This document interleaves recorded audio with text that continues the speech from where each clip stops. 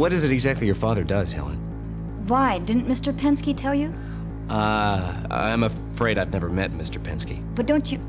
I'm afraid I don't understand. Didn't Mr. Penske send you? I've replaced Mr. Penske.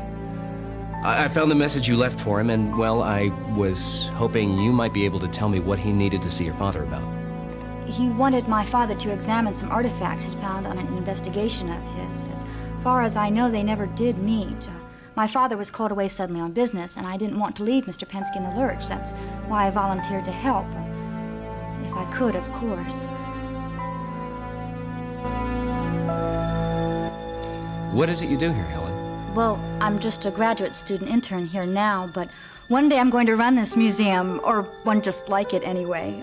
They've got such a wonderful display of Central European artifacts from the Middle Ages. Well, that's my area of study, Central European history, and I'm sorry, I'm sure you're not interested in listening to me babble. I could so just go on and on about my work. Oh, that's okay, Professor. My father's the professor. And I just bet you're a chip off the old block.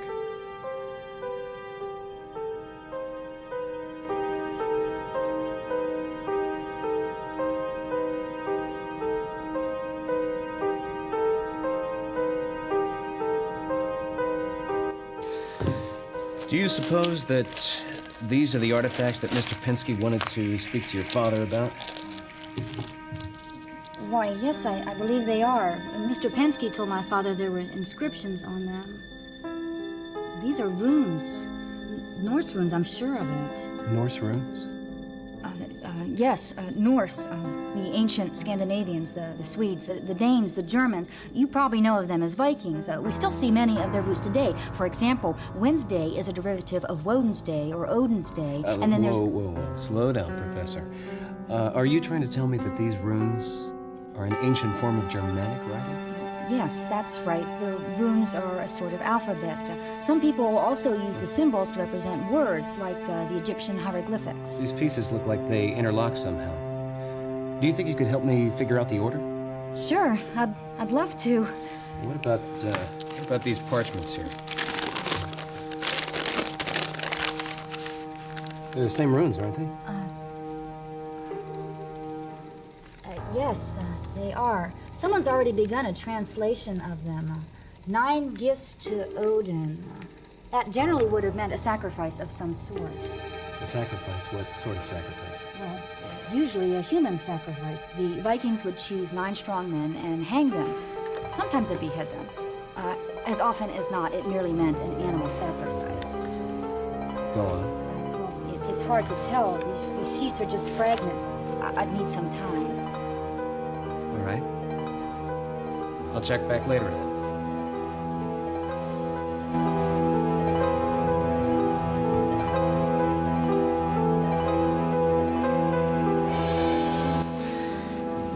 What do you make of the crest on this letterhead? Wait a minute.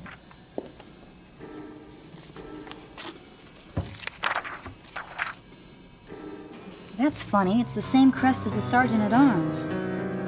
Are you telling me that the Finster family used to be a part of this group of pagan knights? No, not Finster. The Finster Law family. They probably Americanized it when they came to this country. Many immigrants did. Here, take a look for yourself. This book's got the crests and the family names of all the Germanic knights. The pagan knights are in here as well. Thanks, Helen. This might come in handy.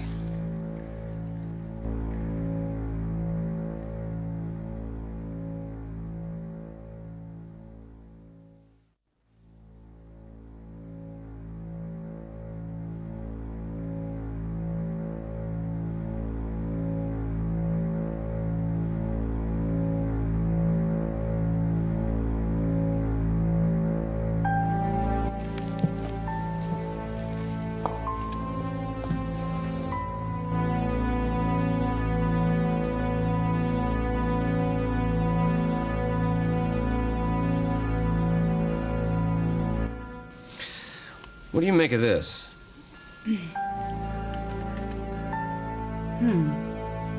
I don't think I've ever heard of the Brotherhood of Thule before. I do seem to recall a group called the Thule Society, however. were a secret society that became very popular with the German people after the Great War.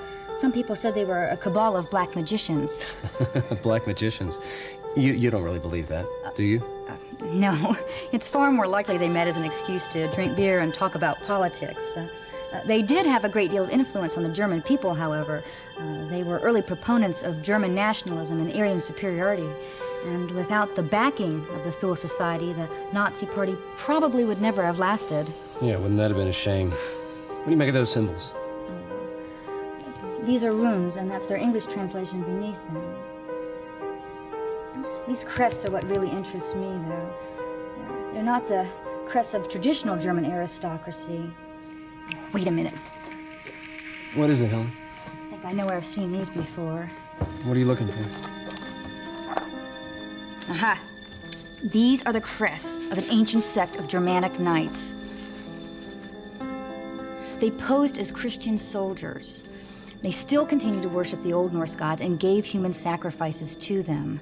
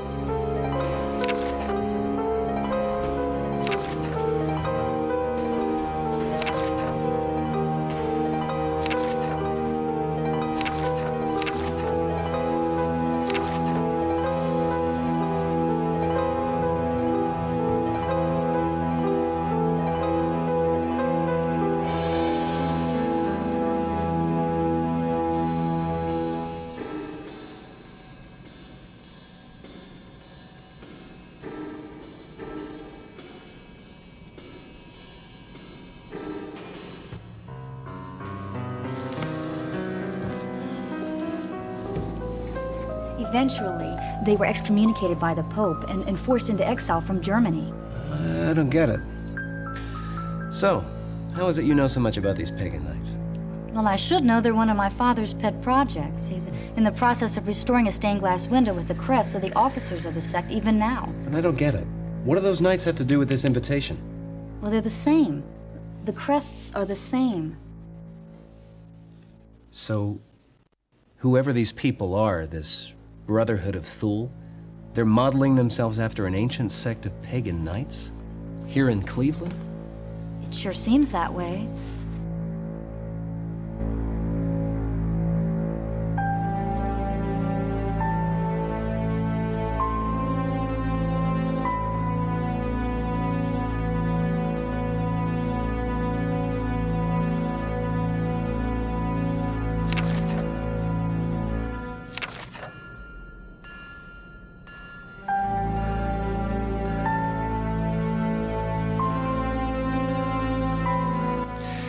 Do you mind if I have a look at your father's project?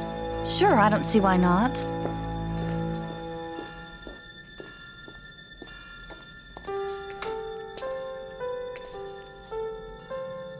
you mind if I examine it? Well, I won't do anything to get you into hot water with your father. I'll be very careful, I promise. as long as you're careful, I guess it won't hurt anything.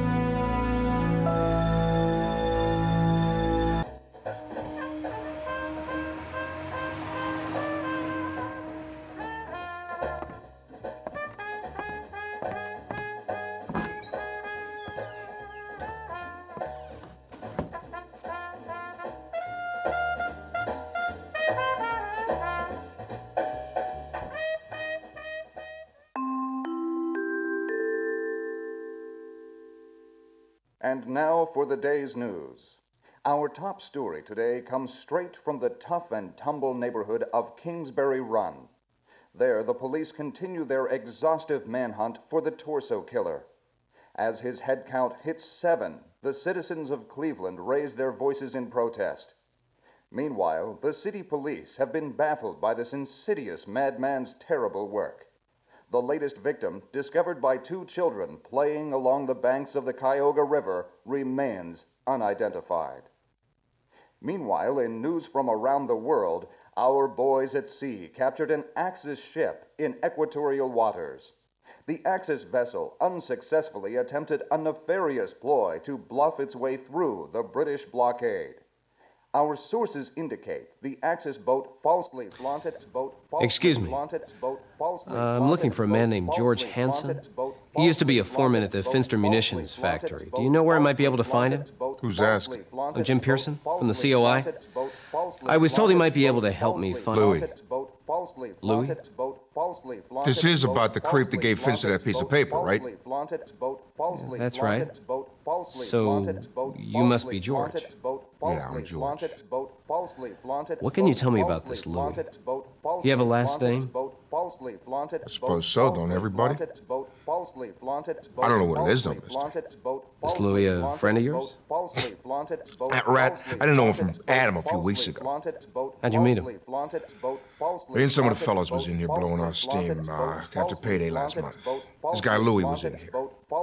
He starts talking, I start to feel kind of bad for him. He says he's a little down and out right now, but all he needs is some prospects and he'll be back up on his feet again. I told him I got some pull down at the factory. Maybe I can get him in to see Mr. Finster. Maybe he can get a job. You didn't ask him about a job, though, did he? Nah. He gets in there and starts talking up that secret brotherhood crap. Next thing I know, Louis headed out the door and Finster's busting his gasket. I lost my job. I lost my house, and I lost my wife, and it's all on account of that Louis. Do you have any idea where I might be able to find this Louis now? Oh, buddy, don't I wish. If I could find him, I'd break his lousy neck. Do you remember anything else about him? You said you were in here with your buddies. Would any of them remember anything? I don't know. I'll ask around, see if I can help you out. Stop back later. Thanks, George.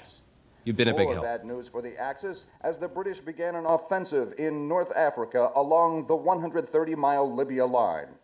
Score 1 for Hitler, though. Wire reports confirmed that the Australian cruiser Sydney was sunk by a German raider disguised as a Dutch merchant ship. I guess our mates down under could use a few lessons from our own boys at sea.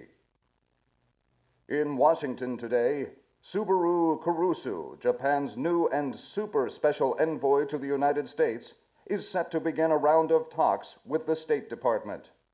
These talks come right on the heels of Tojo's stinging remarks regarding Roosevelt's Pacific policy. With the Pacific crisis nearing its breaking point, officials in Washington hope that Kurusu, Japan's pinch hitter on the diplomatic diamond, can head off a military confrontation. Also in Washington, a recent survey of 59 Midwestern editors and publishers for the interventionist Continental Congress for Freedom displayed surprising opinions. The newspaper head honchos reported that their communities were now overwhelmingly in favor of the administration's foreign policy and a repeal of the Neutrality Act. Said one editor, the so-called isolationist Midwest exists only in the minds of congressmen who have failed to keep abreast of a great surge of public opinion during recent months. Who do you want? In other national news, hopes ran high that John L. Lewis will call an end to the coal mine strike after 12 striking miners were shot during riots. New York has a new hero in Jerry the Super Dog.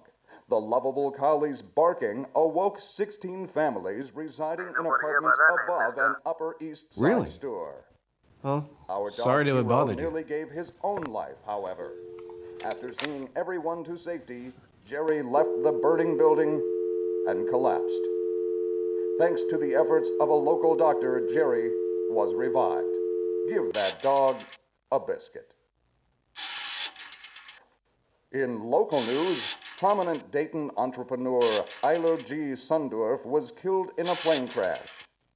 Meanwhile, here in our own beloved city, an estimated crowd of 6,000 gathered for the Freedom Day rally at Public Hall. The cheering crowd of freedom-conscious Clevelanders condemned Nazi hostage slayings and called for an end to defense strikes. Today's weather, one word, friends: brr. And finally, in sports today, the Barons extend their winning streak to 7 games by sorry to defeating have the bothered you. Washington Lions 3-0 in an American Hockey League game. And unconfirmed reports from Indians management indicate that they are about to sign a 24-year-old Indian shortstop, Smiling Lou Boudreau, to a 2-year contract to manage our hometown boys.